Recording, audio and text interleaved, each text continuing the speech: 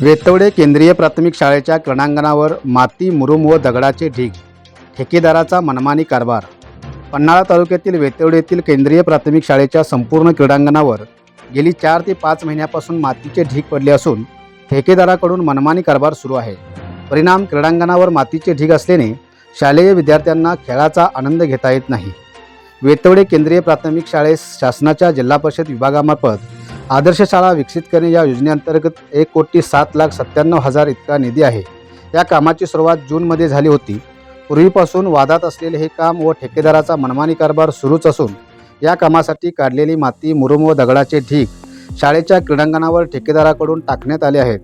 गेली 4 ते 5 महिन्यापासून ही माती, दगड व मुरुमाचे ढीग अजून काढले नसल्याने शाळेच्या मुलांना खेळापासून वंचित राहावे लागत आहे। याबाबत ठेकेदाराकडे शाळा व्यवस्थापन समितीने विचारणा केली असता ठेकेदाराकडून उडवाउडवीची उत्तरे दिली जात असल्याचे बोलले जात आहे।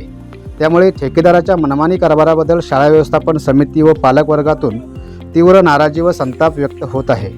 त्यामुळे सुस्त झालेल्या जिल्हा परिषद शिक्षण विभागाने आता तरी याकडे लक्ष देत संबंधित ठेकेदाराची कानउघडणी करावी अशी मागणी जोर धरत आहे। लाईव्ह महाराष्ट्र न्यूज चॅनलसाठी वेतवडेहून अनिल सुतार।